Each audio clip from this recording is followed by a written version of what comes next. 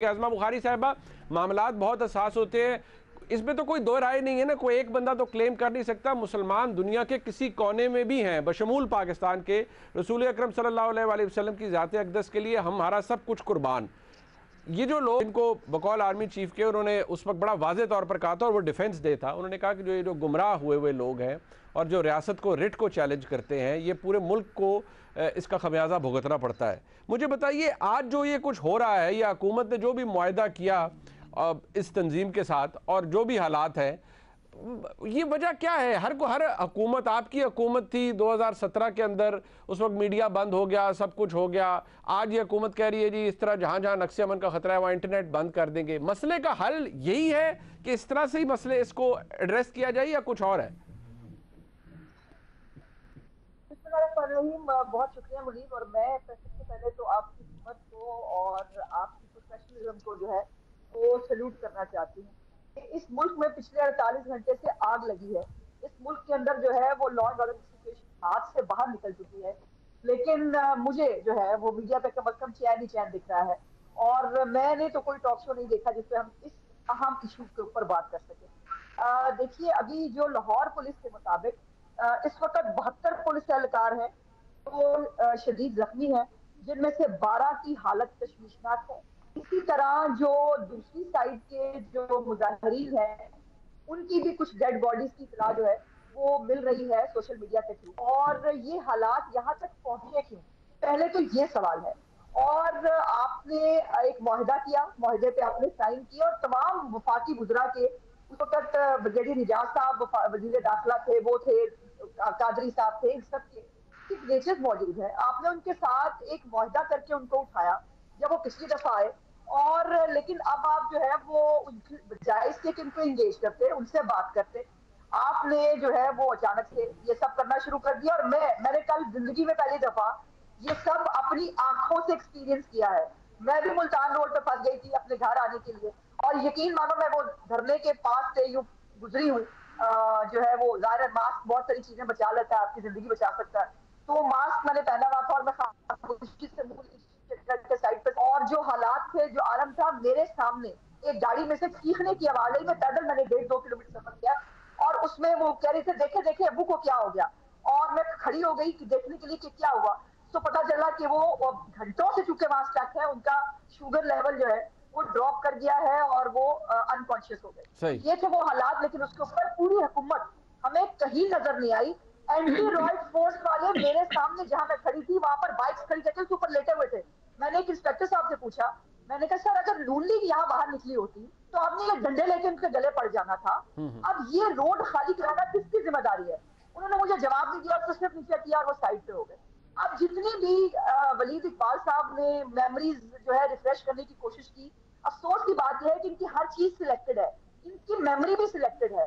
کیا آپ کو عصمت اللہ جڈیجا صاحب یاد نہیں ہے جس کو دوبارہ اللہ تعالیٰ نے زندگی دی تھی، جس کو اینٹیں مار مار کے مارا گیا تھا پی ٹی وی پہ حملے کے بعد، پارلیمنٹ سے حملے کے بعد؟ وہ کہاں ہوا تھا؟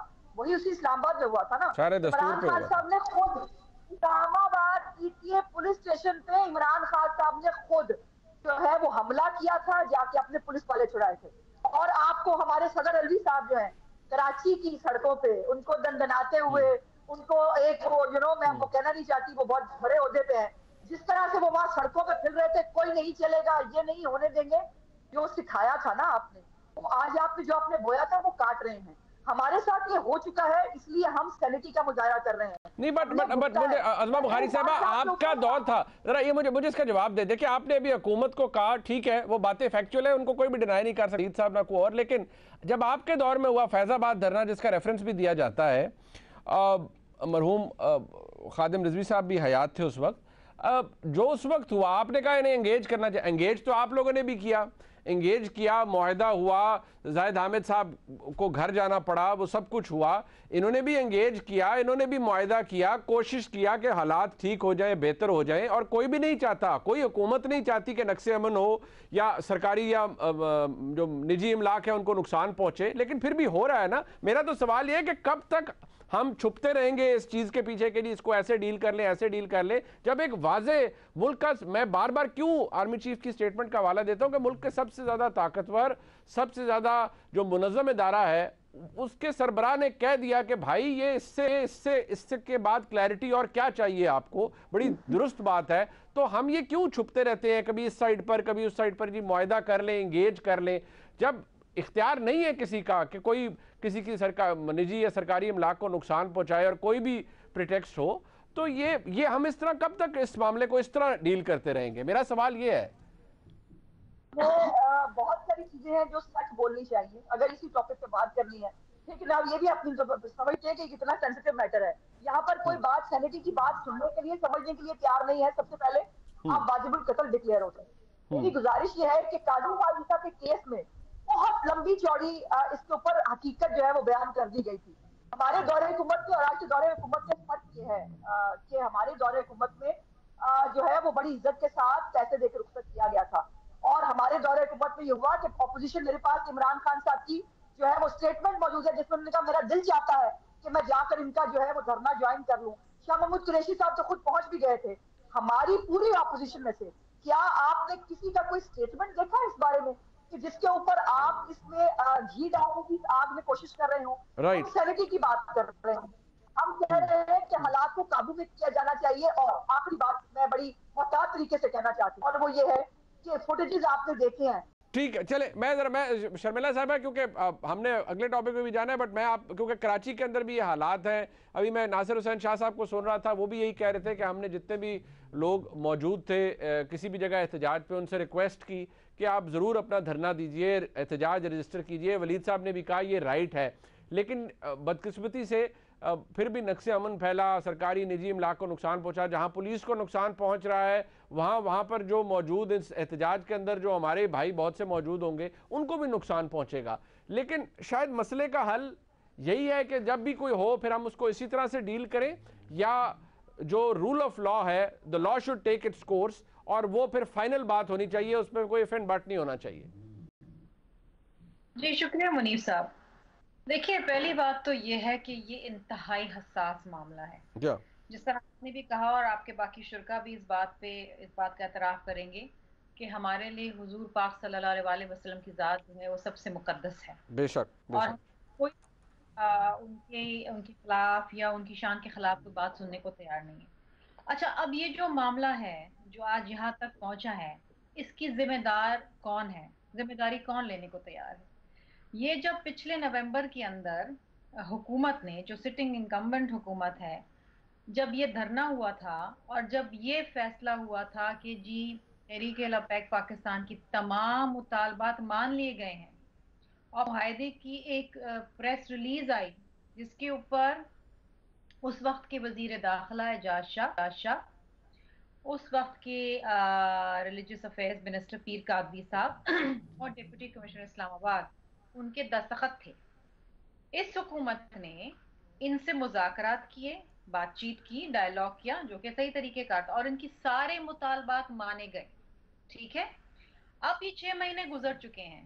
اس ظاہری بات ہے جب آپ ایک پارٹی کے ساتھ بیٹھ کے ایک ایگریمنٹ کرتے ہیں and you accept their demands, تو اس کا مطلب یہ ہے کہ بحیثیت ریاست آپ نے وہ ڈیمانڈس کو ایکسپٹ کرنا ہے۔ اب ڈیڈ لائن سامنے آ رہی تھی 20 اپریل کی، تو آپ نے کیا کیا؟ کیونکہ آپ کے پاس تو، اس حکومت کے پاس تو کسی بھی معاملے میں کوئی پلان تو کبھی ہوتا نہیں ہے۔ انہوں نے کیا کیا کہ جی انہوں نے علامہ رضوی صاحب کو گرفتار کر لیا، یہ ان کا تھا۔ ٹھیک ہے، یہی ہونا تھا جو اس وقت ہو رہا ہے، یہی ہونا تھا۔ Did they expect something else? یہ کیا سمجھ رہے تھے کہ ان کو گرفتار کر کے ہر چیز صحیح ہو جائے گی، ملک چلتا رہے گا جیسے چل رہا ہے؟ یا تو آپ اس وقت مطالبات نہ مانتے، آپ نے سارے مطالبات مانے، اور سینیٹر ولید صاحب بتائیں گے نا، بتائیں کہ کیا مطالبات تھے، مجھے تو معلوم ہے، ازما کو بھی معلوم ہے، اور ان مطالبات میں سے کیا کیا پورے کیے، اور جب پورے کرنے کی ڈیڈ لائن آئی تو آپ نے گرفتاری کر لی، معاملے کو رفع کر دیا، پورا ملک بند ہو گیا، یہاں لوگ شہید ہو گئے، ہسپتالوں میں آکسیجن ختم ہو گئی ہے، ایمبولینسز پھنس گئی ہیں۔ مجھے اتنا تکلیف ہو رہی ہے سن کے اور یہ دیکھ کے کہ ایمبولینسز میں جو مریض تھے وہ انتقال کر گئے۔ مطلب یہاں پر حکومت کھڑی ہوئی التجا کر رہی ہے، بیچاری یاسمین راشد صاحبہ التجا کر رہی ہیں کہ خدا کے لیے رستہ نہ روکیں ایمبولینسز کا. وہاں شیخ رشید صاحب موجودہ وزیر داخلہ صاحب یہ فرما رہے ہیں ہر چیز ٹھیک ہو جائے گی. پھر کس طریقے سے ٹھیک ہو جائے گی؟ جن لوگوں کی جانیں چلی گئیں ان دا لائن آف ڈیوٹی، جو بیچارے مریض ہسپتال جا رہے تھے ایمبولینس میں، جن کا بالکل صحیح. انتقال ہو، ان کا کیا قصور تھا؟ ہاں بالکل ٹھیک، بالکل ٹھیک ہے. یہ یو آر رائٹ، یہ نہیں ہونا چاہیے. بٹ آئی ووڈ لائک صاحب ٹو، میں ذرا ولید صاحب اس ایشو کو ہم نے کنکلوڈ یہاں کرنا ہے. آپ انگیج کرنے کی بات کی سب عظمہ بخاری صاحبہ نے بھی، شرملا صاحبہ نے بھی، کہ آپ کو شاید مختلف طریقے سے انگیج کرنا چاہیے تھا. ڈیڈ لائن تھی 20 اپریل کی، وہ ڈیڈ لائن ابھی دور تھی، لیکن حکومت نے یہی سمجھا کہ ڈیفینیٹیو ایکشن لینا ہے. کچھ بہتر ہو سکتا تھا یا یہی طریقہ کار تھا ولید صاحب جو اپنایا گیا؟ دیکھیں جی، بہتر کیا ہو سکتا تھا یا کیا نہیں ہو سکتا تھا، میں اس پہ تو تبصرہ نہیں کرنا چاہتا، لیکن میں یہ ذکر کرنا چاہتا ہوں کہ جب یہ قانون اور آئین کے مطابق احتجاج اگر کسی اور رخ میں چلا گیا، اور یا جب ایک یا دو مواقع پہ گیا، تو پھر اس کی ہینڈلنگ جو تھی وہ گورنمنٹ نے مؤثر طریقے سے کی، اور اس کی کم از کم 2 ایگزامپلز جو ہیں وہ موجود ہیں. نومبر 2018 میں بھی اگر آپ کو یاد ہو، موٹر وے اور کچھ مقامات پہ جو ہیں وہ دھرنے تھے، اور وہاں پہ بھی تشدد کے واقعات ہوئے. اور پرائم منسٹر ابھی نومبر 2018 میں 3 ماہ ہوئے تھے گورنمنٹ میں آئے ہوئے، لیکن پرائم منسٹر نے یہی کہا کہ جی آپ پلیز قانون کو ہاتھ میں نہ لیجیے گا، نہیں تو پھر ریاست جو ہے وہ حرکت میں آئی تھی. اور پھر وہ اس کو جو ہے اس کو اس طرح سے پھر ہینڈل کر لیا گیا. اور اس سے کچھ سال پہلے میاں نواز شریف کی جب گورنمنٹ تھی اور چودھری نثار علی خان جب انٹیریئر منسٹر تھے، تو اس موقع پہ اسلام آباد میں بھی کچھ اس طرح کے سلسلہ ہوا تھا، اور انہوں نے اس کو زیادہ مؤثر طریقے سے ہینڈل کیا تھا. بیچ میں جب احسن اقبال صاحب انٹیریئر منسٹر بنے اور شاہد خاقان عباسی صاحب جو تھے وہ پرائم منسٹر تھے، اس وقت جو تھا یہ فیض آباد والا سلسلہ جو ہے وہ ہوا. اور وہاں پہ جو ہے وہ، اور وہاں ایک اور ایشو جو تھا جو اس طرح سے نہیں ہے، وہ یہ تھا کہ فیض آباد والا جو دھرنا تھا اس کے موقع پہ یہ تھا کہ جو گورنمنٹ کے اپنے ایک کابینہ کے رکن تھے ان کے اوپر جو تھا اعتراض تھا اور ان کے اوپر احتجاج تھا. بالکل یہاں اس طرح نہیں ہے کہ جی گورنمنٹ نے کوئی ایسی چیز کی ہے، گورنمنٹ کی کسی نمائندے نے گورنمنٹ نے وعدہ خلافی کی ہے جس کے اوپر وہ کہتے ہیں گورنمنٹ نے وعدہ خلافی کی ہے. احتجاج اس بات پر ہے نا، وہ گورنمنٹ نے وعدہ خلافی کی ہے. گورنمنٹ نے علامہ سعد رضوی صاحب کو کیوں گرفتار کر لیا؟ اعتراض اس بات پر ہو رہا ہے، احتجاج بھی اس بات پر ہو رہا ہے. آئی ڈونٹ نو ایسا کوئی وعدہ تھا کہ ان کو گرفتار کیا جائے گا یا نہیں کیا جائے گا، لیکن بہرحال جی یہ پرامن ماحول کو اور قانون اور آئین سے جو ہے وہ فرما برداری کے ماحول کو اگر نافذ کرنا ہو تو پھر اس طرح کی ایکشنز لینی پڑتی ہیں. بالکل.